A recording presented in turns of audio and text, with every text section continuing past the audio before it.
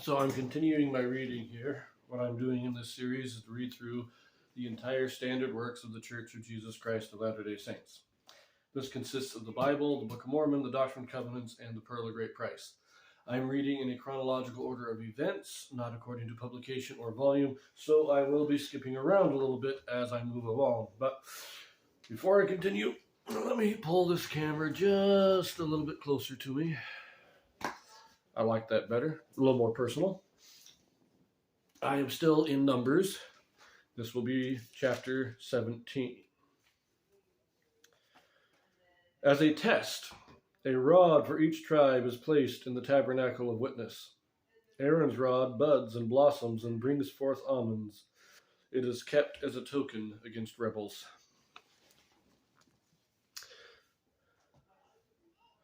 And the Lord spake unto Moses, saying, Speak unto the children of Israel, and take of every one of them a rod according to the house of their fathers, of all their princes, according to the house of their fathers, 12 rods. Write thou every man's name upon his rod. And thou shalt write Aaron's name upon the rod of Levi, for one rod shall be for the head of the house of their fathers. And thou shalt lay them up in the tabernacle of the congregation before the testimony, where I will meet with you. And it shall come to pass that the man's rod, whom I shall choose, shall blossom, and I will make to cease from me the murmurings of the children of Israel, whereby they murmur against you. So this is a nice test. Take a rod, one rod for each tribe. Write the name of the head of that tribe on the rod, and we're going to put them in the tabernacle. And whichever one starts blooming, starts growing, that is the tribe that God has chosen. Aaron being chosen as the leader of the tribe of Levi.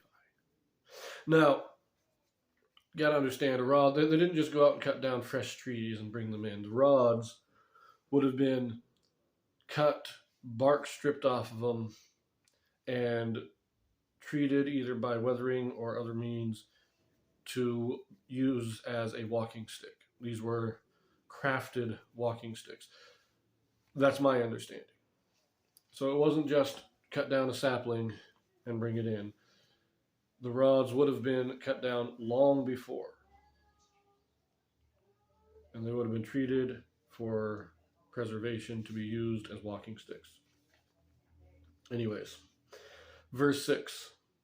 And Moses spake unto the children of Israel, and every one of their princes gave him a rod apiece, and each prince one, according to their fathers' houses, even 12 rods, and the rod of Aaron was among their rods. And Moses laid up the rod before the Lord in the tabernacle of witness. And it came to pass that on the morrow Moses went into the tabernacle of witness, and behold, the rod of Aaron for the house of Levi was budded, and brought forth buds, and bloomed blossoms, and yielded almonds. And Moses brought out all the rods from before the Lord unto all the children of Israel.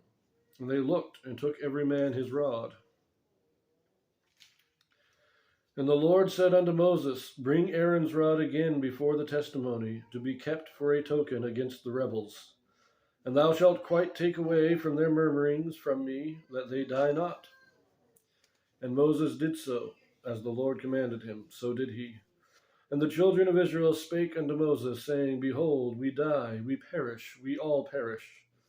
Whosoever cometh anything near unto the tabernacle of the Lord shall die. Shall we be consumed with dying?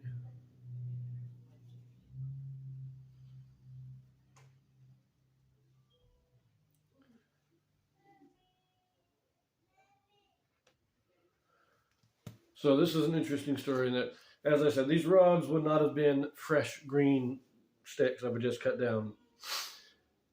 These were old, weathered wood, probably treated. So the idea that any of them were going to bud and bring forth any kind of new growth was absurd. The reason that they put their names on them is so that you would have proof. It couldn't be that, oh, would you put in 12 rods and we switch one out? No, you couldn't do that because they had their names carved in them. That was the purpose of putting the names on them. as well as to identify which rod was which. If you just tossed in 12 rods and one budded, if you didn't have a way to label them, to know whose rod was budding, you couldn't, there would be no point in the test. So those are the two things. But again, these weren't recent green new shoots that were tossed in and started growing naturally. These were dead wood. But not only did it grow, not only did it start growing, but overnight, wasn't even 24 hours, it was overnight, it grew to the point of producing fruit. It grew almonds. So this was not just growth. It was not just dead wood starting to grow. It was rapid, almost instantaneous growth. This was a miraculous sign that God had chosen Aaron. And he's saying, and the reason for this is, remember, this is just after the rebellion of Korah, Dathan, and Abiram. They were all killed. The 250 other leaders of Israel that followed after them have all been killed. The rest of Israel started to murmur against Moses and Aaron for their deaths. And God sent the plague out and killed another 14,000. What was it, 14,700 people. And now God is saying, look, I have spared the rest of you. Here is your proof. Don't rebel against me again. These things came on you because of your rebellion. This is the proof that it was because of your rebellion. And he says, keep it as a proof. Keep this as a testimony of what happens when Israel rebel against God. But we will see in the next one.